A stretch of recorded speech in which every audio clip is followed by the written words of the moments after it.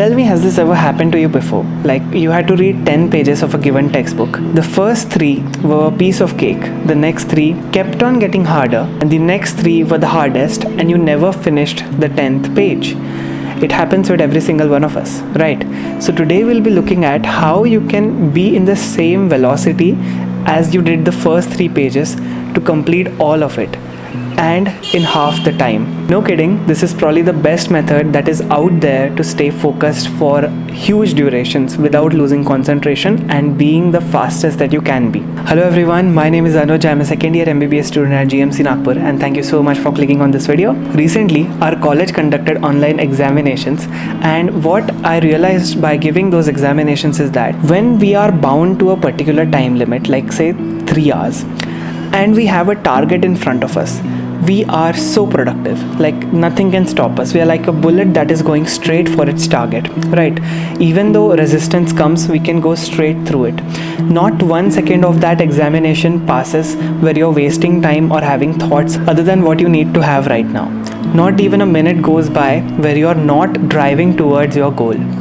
So that got me thinking, how can I use this focused duration to apply it in my everyday regular studies so that I can be that focused every single day. And that's the reason why I'm making this video. Knowingly or unknowingly, I've utilized this technique since the past 4 years, and I have got splendid examples of how this has worked magic in my life.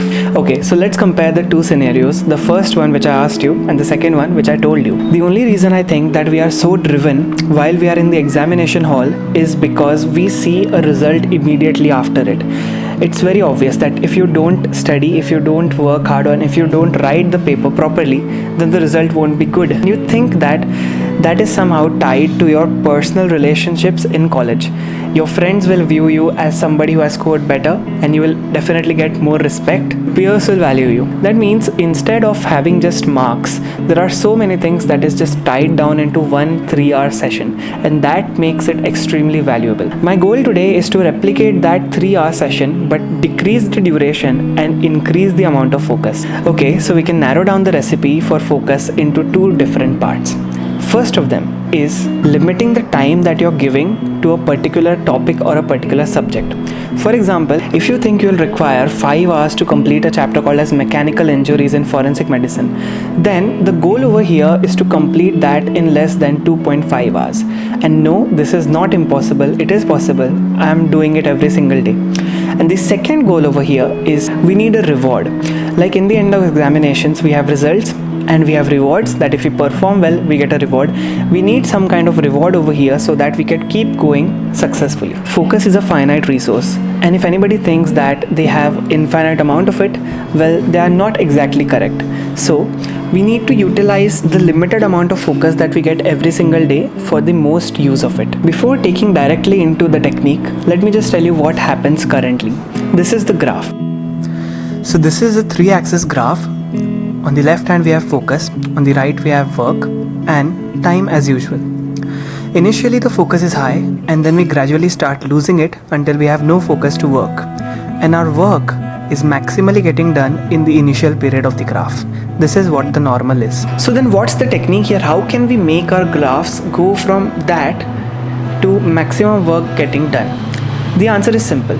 You need to know what is the duration in which you are maximum focused. Let's call it the maximum focus duration. Okay, you need to find out what that maximum focus duration is by doing a hard task over a given period of time. Let's say reading a chapter which is of 40 pages and it takes you 4 hours to read that. Now let us say that maximum focus duration for me is 35 minutes or 30 minutes. What I'm going to essentially do is that when I start studying, I will fix my time to 30 minutes, and in these 30 minutes I will try to achieve the maximum I can.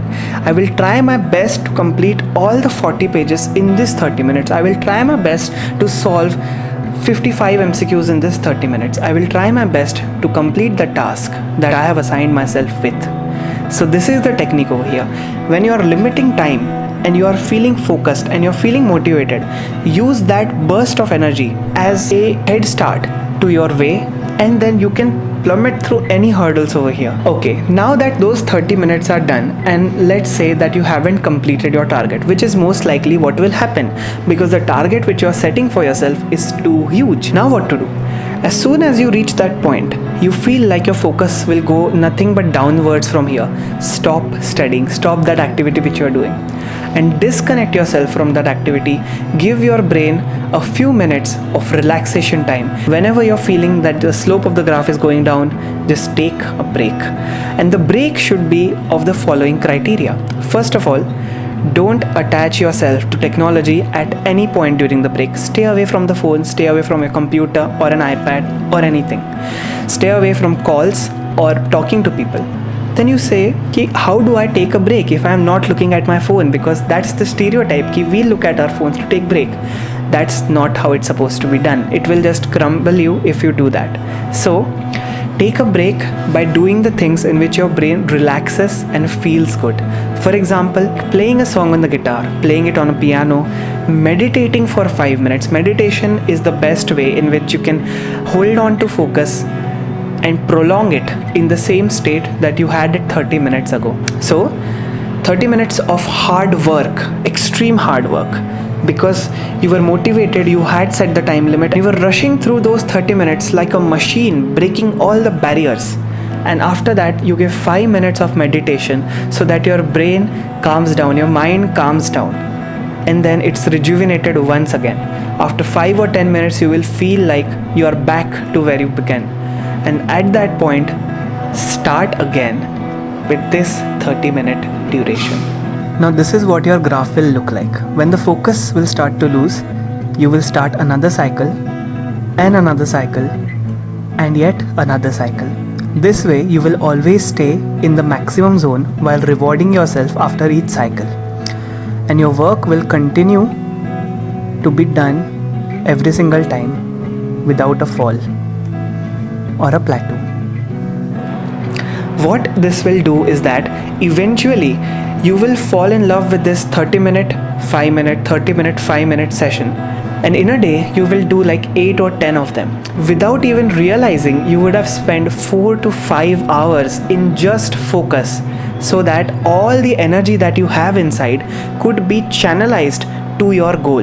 And you will see that big books melt away easily, that you will fall in love with the process of how you can utilize your mind to the fullest. And nobody's saying that you have to do these 10 or 5 sessions back to back.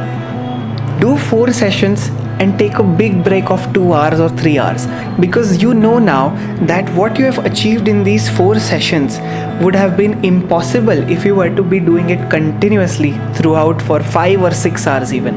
So that's the way you stay in focus for a longer duration of time. Do half-an-hour sessions for 5 times a day in different parts of the day. You, without even realizing, you would have spent 2.5 hours in focus. And my friend, 2.5 hours in focus is so much more than 10 hours without focus.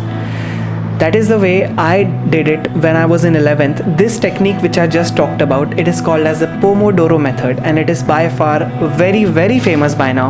I have just tried to explain the method behind it and also help you understand it a little better.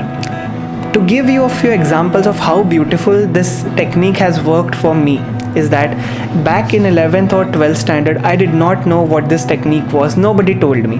I accidentally discovered it myself. That's a true story. And what happened was that initially I was not so good at solving physics. More importantly, not so good at managing my time when I was doing physics or chemistry, let's say.